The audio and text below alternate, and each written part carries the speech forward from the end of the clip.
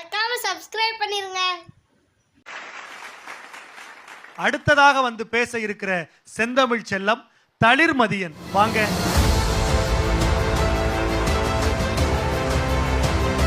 தளிர்மதியன் கடந்த சுற்றுல சிறப்பான பேச்சை வெளிப்படுத்தி சிறப்பு பரிசை பெற்றவர். ஒரு உற்சாகமான கைத்தட்டல் கொடுங்க. இந்த சுற்றுல தளிர்மதியன் என்ன திரைப்படத்தை பத்தி பேச போறீங்க? சூரரை போற்று. ஓ, பாரதியாரினுடைய எள்ளுப்பெயர் அமர்ந்திருக்கிற போது பாரதியாரினுடைய புதிய ஆத்திச்சூடியிலிருந்து ஒரு திரைப்படத்தின் தலைப்பாக அமைந்திருக்கிற சூரரை போற்று அப்படிங்கிற தலைப்புல பேசுறீங்க. இதை விட பொருத்தம் வேற என்ன இருக்க முடியும் அப்படின்னு தெரியல. அவரே உங்களுக்கு மதிப்பீடு செய்ய இருக்கிறாரு. மிகச் சிறப்பாக நீங்கள் பேச எங்களுடைய வாழ்த்துக்கள். நன்றிங்கய்யா. எளிய மக்களும் கிணற்று தவளைகளாக அல்லாமல் வெளி உலகத்தையும் பலதரப்பட்ட மக்களின் வாழ்க்கை முறையையும் அறிய வாய்ப்பளிக்கின்றன திரைப்படங்கள்.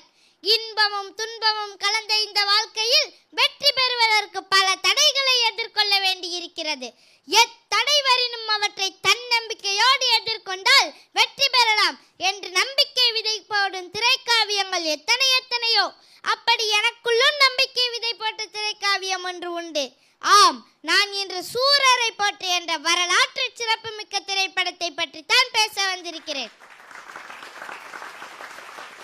கர்நாடகாவை சேர்ந்த கேப்டன் கோபிநாத் அவர்களின் சுயசரிதை நூலான சிம்பிளி ஃப்ளை என்ற நூலை ஒட்டி தான் இப்படம் எடுக்கப்பட்டுள்ளது.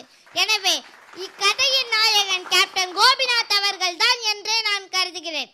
இப்படத்தை பார்க்கும்போது என்னுள் ஒரு கேப்டன் கோபிநாத், அதாவது மாறன் இருப்பதை நான் உணர்ந்தேன்.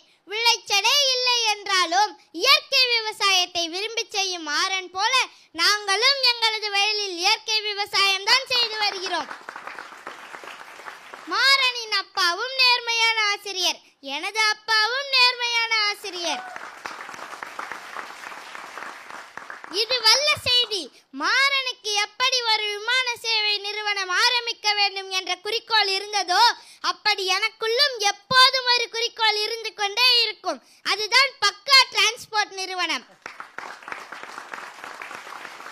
எனக்கு குழந்தை பருவத்தில் இருந்தே கார்கள், லாரிகள், பேருந்துகள் மீது அலாதி பிரியம் உண்டு. எங்களது கிராமத்து சாலைகளில் ஏதேனும் வாகன சத்தம் கேட்டால் உண்ட சோற்றையும் அப்படியே வைத்துவிட்டு வீட்டிற்கு வெளியே சென்று வாகனம் மறையும் வரை விடாமல் பார்ப்பேன்.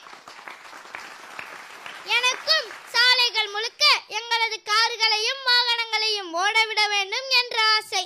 இதில் சுவாரஸ்யமே எங்களது கிராமத்திற்கு பேருந்து வசதி கூட கிடையாது என்பதுதான். பேருந்து ஏறுவதற்கு 2 கிலோமீட்டர் நடந்தே செல்ல வேண்டும். யார் மேலே வர வேண்டும், யார் முன்னேறவே கூடாது என்று யாராலும் தீர்மானிக்க முடியாது என்று உரக்கச் சொல்கிறது இப்படம். ஒரு ஏழை குடிமகன் நல்ல ஐடியாவை கையில் வைத்துக்கொண்டு முன்னேற வேண்டும் என்று நினைத்தால் இந்த பணக்கார வர்க்கம் எப்படியெல்லாம் அடித்து துரத்தும் என்பதை அணுவாக செதுக்கி வைத்திருக்கிறார்கள் இப்படத்தில். மாறன் எதிர்கொள்ளும் பிரச்சனைகளை பார்க்கும்போது என் எதிர்காலத்தில் நான் எப்படி பிரச்சனைகளை கையாளுவேன் என்ற வெள்ளோட்டம் பார்த்த உணர்வு எனக்குள் ஏற்பட்டது. மாறன் எப்படி தன் சவால்களை முறியடித்து டெக்கான் ஏர் நிறுவனத்தை தொடங்கினாரோ அதே போல் நானும் எனது பக்கா டிரான்ஸ்போர்ட் நிறுவனத்தை தொடங்கி அதை விமான சேவை வழங்கும் பக்கா ஏர்வேஸ் நிறுவனமாக உயர்த்தி சாதிப்பேன். இந்த தடையில்லா காற்று வெளியில் தும்பிகளும் வண்ணத்து பூச்சிகளும் புறாக்களும் கிளிகளும் எப்படி சுதந்திரமாக பறக்கின்றனவோ அதே போல் ஒவ்வொரு தனி மனிதனும் தனித்தனியாக பறக்கும் ஒரு இயந்திரத்தை வடிவமைத்து எனது பக்கா ஏர்வேஸ் நிறுவனம் மூலம் ஒரு சாமானியனும் இந்த வானவெளியை வலம் வர வழியமைத்து கொடுப்பேன். Thinking to small is the biggest problem of life என்று ஆங்கிலத்தில் சொல்வதுண்டு. இதையே நம் முப்பாட்ட வள்ளுவரும் உள்ளுவதெல்லாம் உயர் உள்ளல் என்று சொல்லி வைத்திருக்கிறார். ஆம், நாமும் மிக பெரிய இலக்குகளை ஏந்தி நிற்போம். வெற்றி வசப்படும் காலம் தூரமில்லை. நன்றி, வணக்கம்.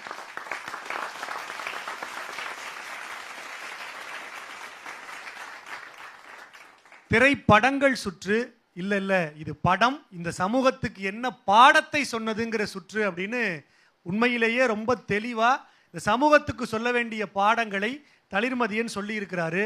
டெக்கான் ஏர்வைஸ் அப்படிங்கிறத அந்த சாதனையாளர் கொண்டு வந்தார். நீங்க ஏதோ பக்கா ஏர்வைஸ்ன்னு ஏதோ சொன்னீங்களே, அந்த பக்காங்கிறதுக்கு எதுவும் அர்த்தம் இருக்கா? ஏன் அந்த பேரு? பிஏ வந்து அப்பத்தா ஐயா பூங்கோதை அழகேசன், ஓ, லாஸ்ட்ல இருக்க வந்து கேஏ வந்து குந்தவி அழகேசன் அம்மாச்சி ஐயா, அப்புறம் நடுவில் உள்ள கே வந்து எங்கள் வீட்டில் ஒரே தங்கச்சி கீர்த்திஸ்கா. ஓ, அவங்க குடும்பத்தில் இருக்கிற அந்த உறவுகள் பெயர்களை வரிசைப்படுத்தி நானும் வந்து ஒரு விமான சேவை நிறுவனத்தை தொடங்குவேன் அப்படிங்கிற உத்வேகத்தை இந்த படம் கொடுத்தது அப்படின்னு இந்த இளம் வயதில் ஸ்ரீ சங்கரா தொலைக்காட்சியின் இந்த மேடையில் தன் கனவை பதிவு செய்திருக்கிற தளிர்மதியனின் கனவு நனவாக சங்கரா தொலைக்காட்சி தன் வாழ்த்துக்களை பதிவு செய்து ரொம்ப நல்லா பேசியிருக்கிறீங்க.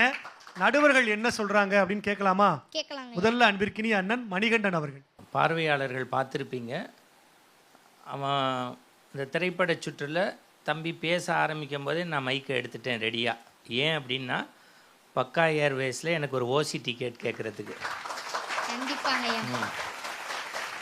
ஏன்னா உங்களுக்கு வாழ்நாள் முழுவதும் இலவசம்ங்கிறாங்க. அப்பையும் அவருக்கு தெரிஞ்சு போச்சு, ராகவனுக்கு நான் காசு போட்டு டிக்கெட்டு போகிறவன் இல்லை. நான் மட்டும் இல்லை, தமிழ்நாட்டில் எந்த பேச்சாளனும் சொந்த செலவு பண்ணி டீ கூட வாங்கி கொடுக்கறதில்ல. என் மூஞ்சியை பார்த்தாலே தெரியும் நான் அடுத்தவன் செலவில் ஆப்பிள் ஜூஸ் கொடுத்தேன்னு. அக்காவுக்கு நல்லா இருக்குமே இப்போ? சரி, தம்பியோடைய பேச்சை ஒரே வரியில் சொல்லலாம், படத்துக்குள் நின்று பாடம் நடத்தினான் நமக்கு. அவனுடைய பேச்சு நல்லா இருந்ததா? நல்லா இருந்தது. அவனுடைய வெளிப்பாடு பிரமாதம். அவனுடைய கருத்து, உடல் அசைவு மொழி, இதுக்கு மேலே 3 நிமிஷத்துக்குள்ளே அதுக்குள்ளே விவசாயத்தை தொட்டு நம்ம கெட்ட ஆசிரியர், பொண்ணுகிட்ட தப்பாக நடத்தினது, பிள்ளைங்களுக்கு பாடம் நடத்தினாமல் தூங்கின ஆசிரியர்களை பற்றியே சொல்கிறோம்ல. சர்வப்பள்ளி ராதாகிருஷ்ணன் கனவு கண்ட நேர்மையான, ஒழுக்கமான, தரமான, யோக்கியமான நல்லாசிரியர் இந்த ஊரில் இருக்கான், அது எங்கள் அப்பன்டான்னு சொன்னான் பாருங்க. அந்த முகத்தில் ஒரு கௌரவம் இருந்தது. நான் இன்னைக்கு சொல்கிறேன்டே, உங்களுக்கு நீதிபதியாக இருந்த இந்த காலந்தாண்டா என் வாழ்க்கையினுடைய பொற்காலம். இது தாண்டா சூரரை போற்றுவோம். இதை விட உனக்கு பெரிய ஆசீர்வாதம்டே. அந்த பாரதியார் என்ன கனவு கண்டாரோ அந்த இந்த பாரதிக்கு முன்னாடி பேசி காமிச்சிட்ட. சூப்பர்ரா. ஒரு அழகான வாழ்த்துறை அண்ணன் வழங்கியிருக்கிறார். திரைப்பட பாடலாசிரியர் அண்ணன் நிரஞ்சன் பாரதி.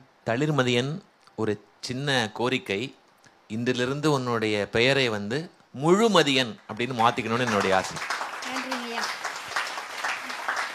அவ்வளவு சிறப்பு, ஒரு குறை கூட எனக்கு தெரியல. ரசித்து கேட்டேன். நீ கோர்வையாக எல்லாவற்றையும் இணைத்த விதம் இருக்கு இல்லையா? இப்போ அதற்கு முன்னாடி ஒரு சின்ன விஷயம். இப்போ ஒரு திரைப்படத்திலிருந்து நான் இதை கற்றுக்கொண்டேன் அப்படின்னு எல்லாரும் சொல்லலாம், இதை பெற்றுக்கொண்டேன் எல்லாரும் சொல்லலாம். ஆனால் அத்தோடு நீ நிறுத்திக்கல. இதை நான் உள்வாங்கி, இதை எனக்கு உரமாக்கி, நான் என்ன ஆகப் போகிறேன் என்கின்ற ஒரு தெளிவான இலக்கையும் நீ முன்வைத்தாய். நீ பாடம் கற்றுக்கொண்டதோடு மட்டும் இல்லாமல் மற்றவர்களுக்கும் பாடம் எடுத்திருக்க. நீ இது வந்து ரொம்ப மகிழ்ச்சிகரமாக இருக்கு. எனக்கு ரொம்ப ஆரோக்கியமான ஒரு உணர்வு வருது உன்னை போன்ற இளம் பிள்ளைகளை பார்க்கும் பொழுது. நிச்சயம் ஒரு நாள் இறைவனுடைய அருளால நீ பக்கா ஏர்வேஸ் என்கின்ற ஒரு விமான சேவையை நடத்துவாய் என்று நான் மனதார பிரார்த்திக்கிறேன். ஒரு நாள் அதில் நான் வரவும் செய்யலாம். ரொம்ப அழகான ஒரு பெயர், அதை ரசித்தேன். டெக்கான் பக்கா, அழகா அந்த இயைபு தொடை வந்திருக்கிறது. மேன்மேலும், அதாவது மதி எப்போதுமே வானத்தில் தான் இருக்கும். உன்னுடைய பெயரிலும் மதி இருக்கிறது, ஒளியும் வீசும் மதி. நீயும் அதே போல வானளவு உயர்ந்து உன்னுடைய ஊரையும் உன்னுடைய குடும்பத்தையும் உன்னுடைய கிராம மக்களையும் நீ நிச்சயம் பெருமைப்படுத்துவாய். இந்த மாதிரியான நல்ல சிந்தனைகளை வந்து வழங்கக்கூடிய குழந்தைகளுக்கு வந்து இந்த ஸ்ரீ சங்கரா தொலைக்காட்சி வந்து ஒரு நல்ல களம் அமைத்து கொடுத்துருக்கு. அந்த நிர்வாகத்துக்கு என்னுடைய பாராட்டுக்களை மீண்டும் தெரிவிச்சுக்கிறேன். இந்த மாதிரியான சிந்தனைகள் வரும்போது ஒருவேளை இந்த நிகழ்ச்சிக்கு வந்து சுட்டீஸ் போற்று அப்படின்னு வைக்கலாமோ என்னவோ என்று கூட எனக்கு தோன்றுகிறது. நன்றி, வாழ்த்துக்கள். அழகான மதிப்புரைகளை 2 நடுவர்களும் வழங்கி இருக்கிறாங்க. சிறப்பான பாராட்டுதல்களை தமிழ் சமூகமும் உனக்கு வழங்கும்ங்கிறதுல மாற்று கருத்தில் வாழ்த்துக்கள். நன்றிங்கய்யா.